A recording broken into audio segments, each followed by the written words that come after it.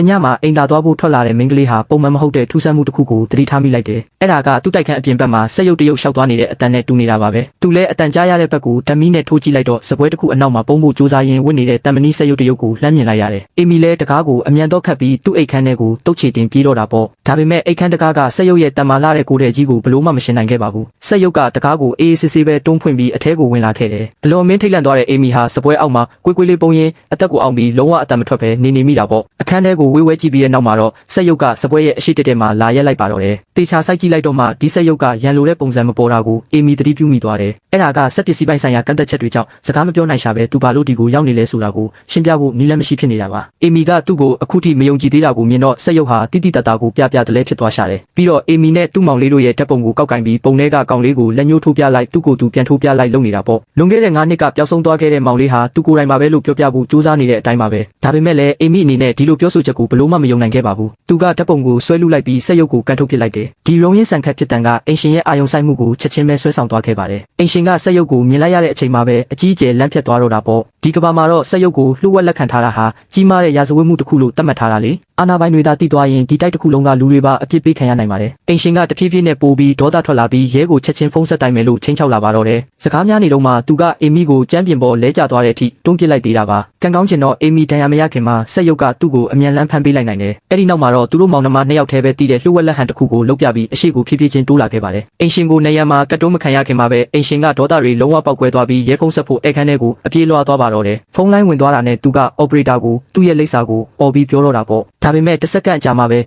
အေမီကသူ့ကိုလျှက်စစ်တုံးနဲ့တို့ပြီးသတိမေ့သွားအောင်လုပ်လိုက်ပါတယ်။ဆက်ရုပ်ရှိနေတဲ့နေရာကတော့ပေါက်ကြားသွားခဲ့ပြီလေ။ဒီမှာဆက်နေလို့မဖြစ်တော့မှန်းအေမီတိလိုက်တာမို့အင်ရှင်ရဲ့ကားကိုခိုးပြီးဆက်ရုပ်နဲ့အတူညာရင်းချင်းပဲထွက်ပြေးခဲ့ကြတယ်။သူတို့ဟာတညလုံးမနာတမ်းမောင်းနေလာခဲ့ကြပြီးလမ်းမှာဘေးပေါက်သွားတာကြောင့်မဖြစ်မနေရနာပြီးအနားယူခဲ့ရပါတော့တယ်။အဲ့ဒီလျှို့ဝက်လက်ဟန်ကြောင့်အေမီရဲ့တန်တရားအတော်များများဟာကင်းစင်သွားခဲ့ပါပြီ။ဒါပေမဲ့သူလုံးဝနားမလည်နိုင်သေးတဲ့အချက်တစ်ခုတော့ရှိနေပါသေးတယ်။လွန်ခဲ့တဲ့နှစ်တွေကဖြစ်ပွားခဲ့တဲ့မတော်တဆမှုအပြီးမှာသူ့မောင်လေးတိတ်ဆုံးသွားပြီလို့ကြေညာထားခဲ့တာလေ။ဒါဆိုရင်သူကဘာဖြစ်လို့အခုဆက်ရုပ်တရုပ်အနေနဲ့ပေါ်လာရတာလဲ။ဆက်ရုပ်ကမျက်မှန်တက်ထားတဲ့သူတယောက်ရဲ့ပုံစံကိုခြေဟန်လက်ဟန်လုပ်ပြပြီးကားထဲကအေးပလင်းတစ်လုံးကိုကောက်ကင်ကတစိမ့်ပေါ်မှာရိုက်နေထားတဲ့ဒေါက်တာဆိုတဲ့စာလုံးကိုညွှန်ပြလိုက်ပါတယ်။အဲ့ဒီအချိန်မှာပဲအေမီဟာသူနဲ့သူ့မောင်လေးကြုံခဲ့ရတဲ့မတော်တဆမှုအပြီးတုန်းကအဖြစ်အပျက်ကိုသတိရသွားခဲ့တယ်။မျက်မှန်တက်ထားတဲ့ဒေါက်တာတယောက်ကသူ့မောင်လေးတိတ်ဆုံးသွားပြီလို့လာပြောပြခဲ့တာပါ။အဲ့ဒီနေပြီးကလေးကသူ့မောင်လေးကိုဘယ်တော့မှထပ်မမြင်ရတော့ဘူးလေ။အခုကြည့်ရတာအဲ့ဒီဒေါက်တာကအမှန်တရားကိုဖုံးကွယ်ပြီးမောင်လေးကိုခေါ်သွားခဲ့ပုံရပြီးမောင်လေးကလည်းသူ့ကိုပြန်ရှာဖို့အတွက်ဒီဆက်ရုပ်ကိုအသုံးပြုနေတာနေမှာပါ။အေမီကမြေပုံတစ်ခုကိုဆွဲထုတ်လိုက်ပြီးမောင်လေးဖမ်းဆီးထိမ့်သိမ်းခံထားရတဲ့နေရာကိုမှတ်သားပေးဖို့တောင်းဆိုလိုက်တယ်။သူကဆက်ရုပ်တွေကိ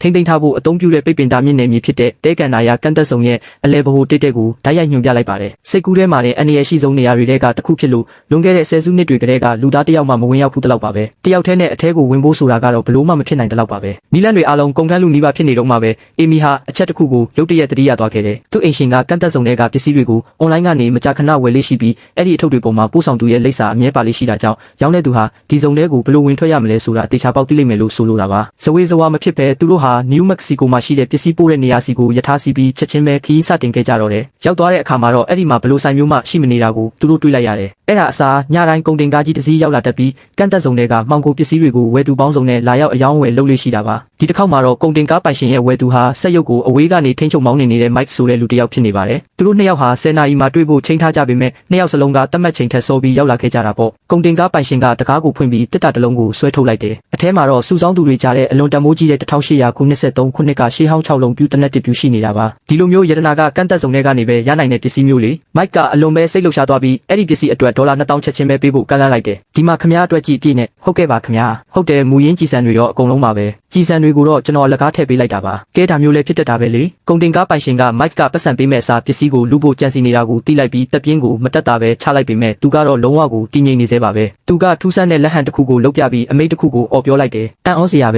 ။သူ့အနားမှာတစ်ချိန်လုံးဆက်ရုပ်အဖို့တရုပ်ရှိနေကြတာပဲဖြစ်ပါတယ်။သူတို့နှစ်ယောက်ပေါင်းပြီး Mike ရဲ့ဆက်ရုပ်ကို hack လုပ်လိုက်ကြကကုန်တင်ကားပေါ်မှာပဲတစစီဖြုတ်ပစ်လိုက်ကြတော့တယ်။လူတိုင်းကအပိုပစ္စည်းတွေရွှေ့ပြောင်းရင်းအာယုံလွဲနေတဲ့အချိန်မှာအေမီနဲ့ဆက်ရုပ်ဟာကုန်တင်ကားပေါ်ကိုတိတ်တဆိတ်ခိုးဝင်ခဲ့ကြတယ်။ဒီလူနောက်ကိုလိုက်သွားခြင်းအဖြစ်ကန့်သက်ဆောင်တဲ့ကိုဝင်နိုင်မဲ့နီလန်ကိုနောက်ဆုံးမှာသူတို့ရှာတွေ့နိုင်လိမ့်မယ်လို့ယုံကြည်နေကြတာပါ။အရှိမစောင့်ကြိုနေတဲ့လန်ခီကတော့အန်နီရယ်တွေနဲ့မရေရာမှုတွေနဲ့ပြည့်နှက်လို့နေပါတယ်။ဆက်လက်ပြီးတော့လည်းအလှည့်တိုင်းမှာမှောင်ခိုဈေးကွက်တွေနဲ့လှုပ်ဝက်စမ်းသပ်မှုတွေကသူတို့ကိုစောင့်ကြိုနေတာပေါ့။ဒါပေမဲ့သူ့ရဲ့မောင်ရင်းခောက်ကိုကဲတင်ဖို့နဲ့မတော်တဆမှုရဲ့နောက်ွယ်ကအမှန်တရားကိုဖော်ထုတ်ဖို့အတွက်အေမီမှာအရှိကိုဆက်လျှောက်လန်းယုံကလွဲလို့အခြားရွေးချယ်စရာမရှိခဲ့ပါဘူး။လူသားတွေနဲ့စက်ပစ္စည်းတွေကြားကစီးကိုကြော်လွန်တဲ့စိတ်လှုပ်ရှားစရာကောင်းတဲ့တဲကန်နာယာစွန်စားခန်းကတော့အခုပဲစတင်ပါပြီ